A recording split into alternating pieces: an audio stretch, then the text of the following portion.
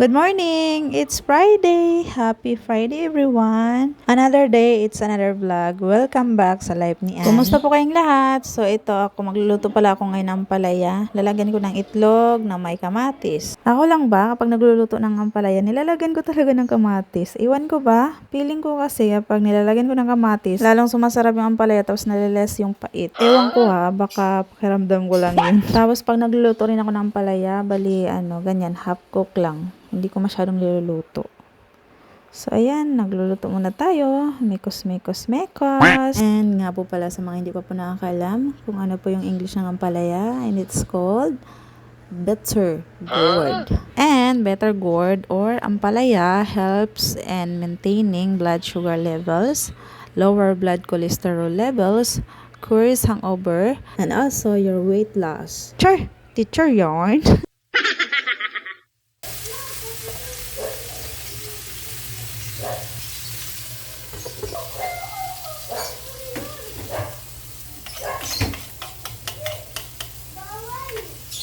At fast forward, ito, naluto na ang aking ampalaya. Napakasarap naman. Na nakakagutom. Mapaparami na naman ako sa kanin nito kaya hindi pumapayat eh. And now, magluluto po wala ako ng sapsap. Ito yung mga nabili kong tuyo nung namamalingki kami. Masarap kasi minsan kumain ng tuyo kaya bumili ako sa palengke nung namalingki kami. So, ayan, ang sarap ng almusal namin kasi tuyo / ampalaya, with coffee. Lalo na pag may fried rice, ang sarap. Ayan, naglaga rin ako ng tawag nito, okra. Yan na po yung ulam namin. Simpleng ulam sa umaga. Let's eat! Pray muna bago kumain. Kain po tayo. Gusto gano'n lang daw siya baka hawaan pa ako ulit. Hindi yan sila mawaan na sa na. Ewan, Hindi mo natag sa akin eh. Anong laro? Hindi, ano lang. Try lang.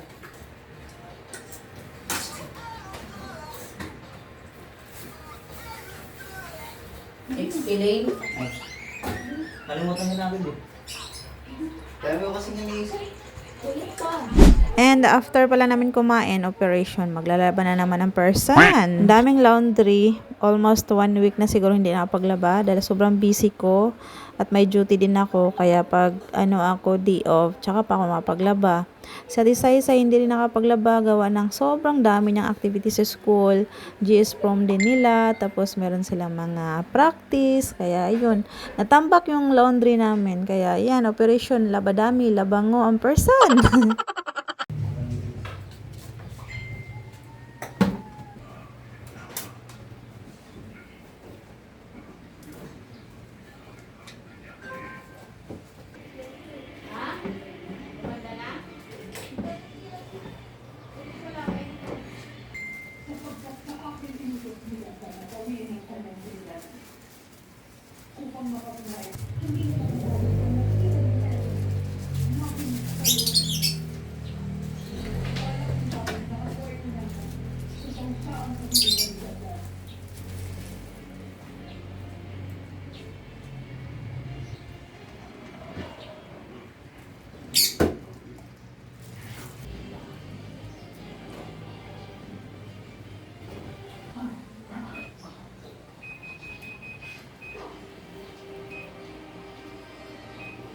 And ayan, dumating na pala yung magme-makeup kay Ate Saysay. Kapitbahay lang rin namin.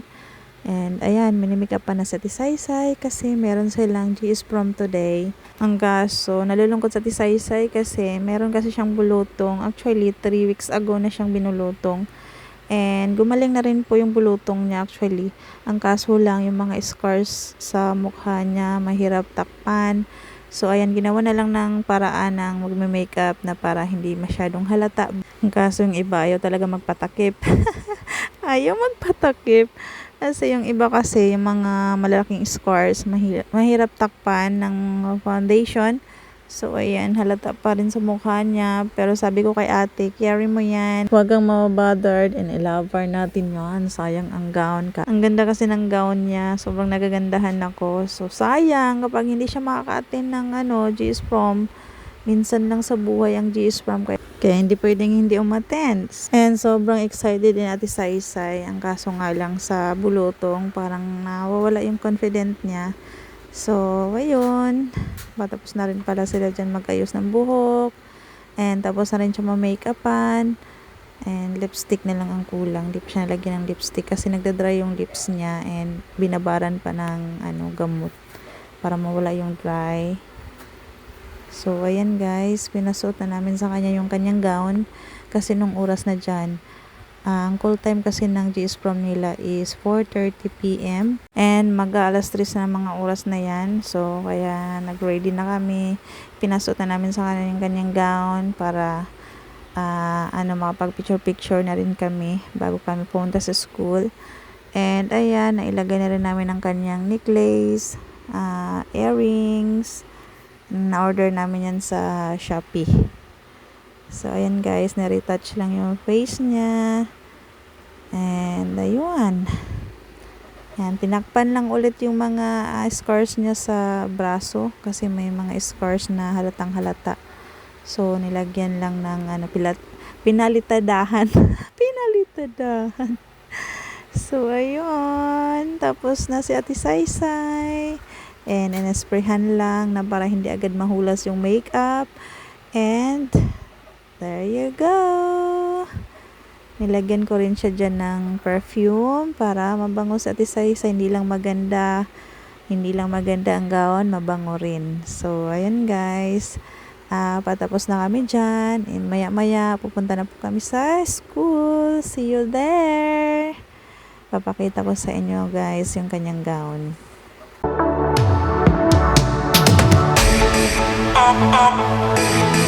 Always alone.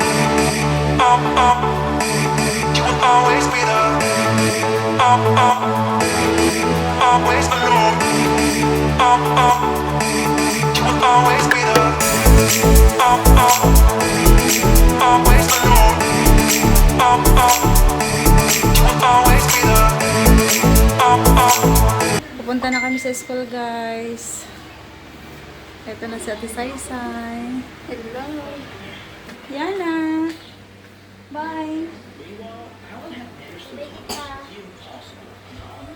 Si Yana guys, ang daming bulutong kaya hindi siya makakasama sa amin. Ang daming bulutong ng bata. Awawa naman. Wala na pulutan. Awa ka? Huwag mo kamutin ha. Kiss na ko mami.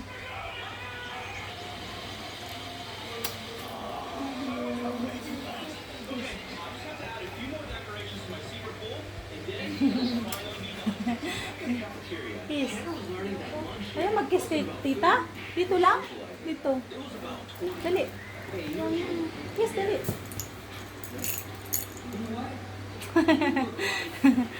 Bye-bye siya. Nalis na kami. Bantayan mo sila ha. Huwag kayong mag-away-away. Bye-bye, Yana. Paso, wala kung saan tayo magpa-park nito. Birthday dito.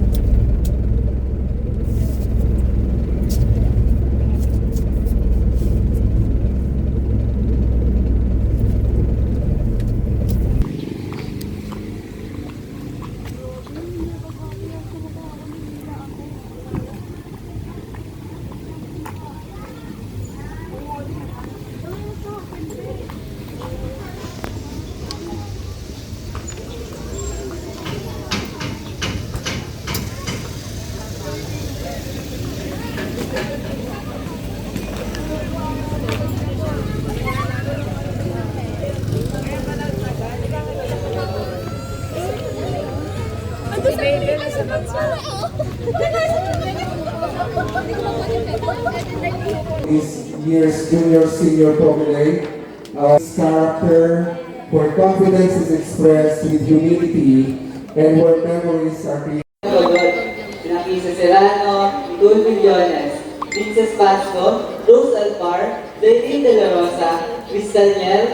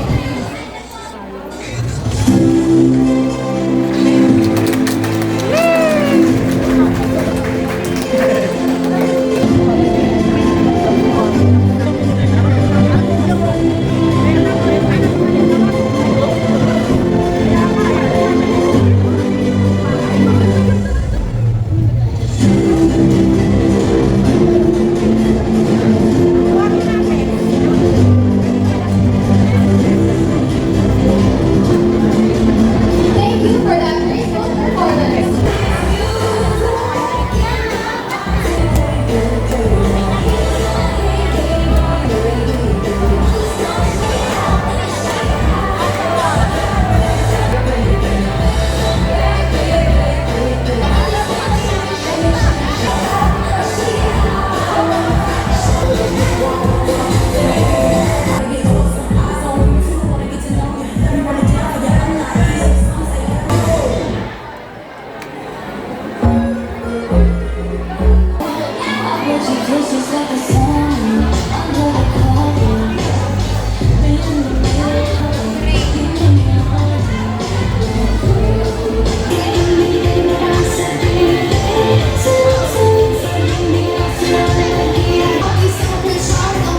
Pinalabas po kami lahat guys, lahat ng mga parents para meron daw privacy sila. Para magkaroon daw ng privacy ang mga bata. Antayin ko na lang si Sai dito sa labas. Kaya talaga dito guys. Nalakas lahat ng parents. Sumiling na lang kami dito. Bawal na ang parents sa loob.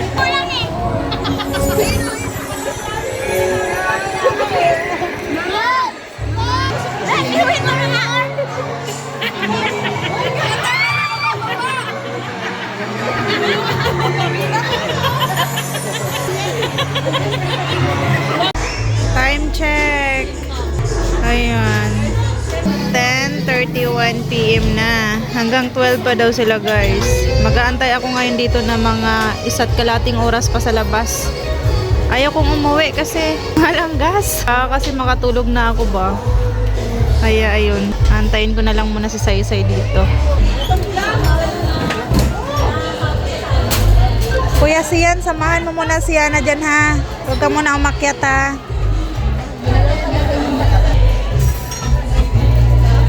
Magsarado na kayo ng pinto kasi gabi na. Huwag nyo lang ilak.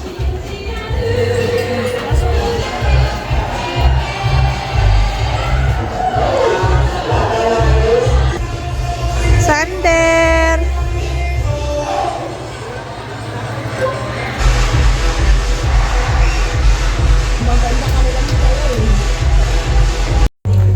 Di masyado sulit yung sayang. Tapos yung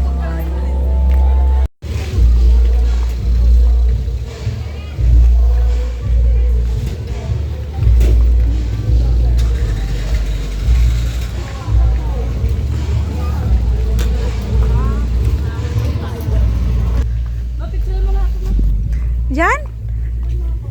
Bahay na kami, guys. Anyong. Kahit may bulutong sa tisaysay, sige, laban. Nag-enjoy ka ba? Medyo. Diyan mo lang. Anong sayo eh? Nabitin ka sa sayaw? Nabitin mo sa'yo. Kasi pinalabas kami, kaya hindi ako naka-video. Pasaway na sila. Ay, dapat di kami yun. Hindi naman kami ang istorbo doon eh. Next yung ano, may tinatawag din, pinapawi na agad. Yung iba.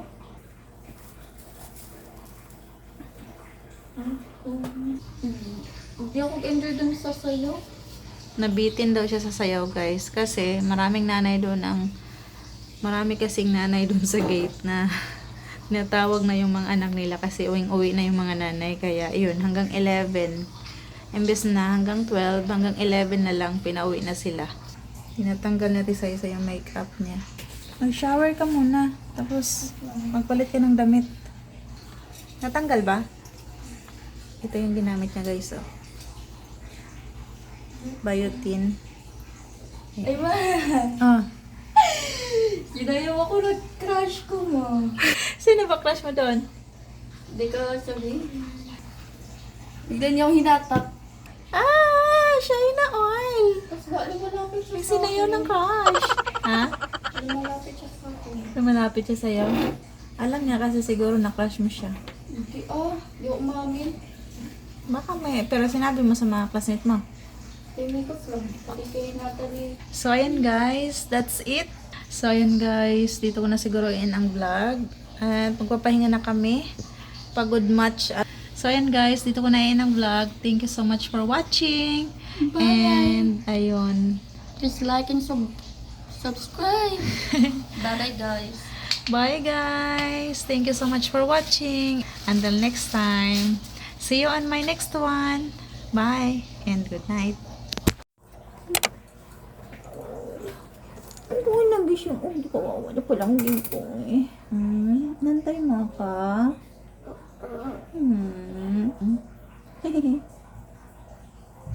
Sinamahan ko pa si Ate Saysay. Bawal ka kasi doon sa school. Lalagnatin ka lalo doon. Maingay, mainit. Pagaling ka muna ha.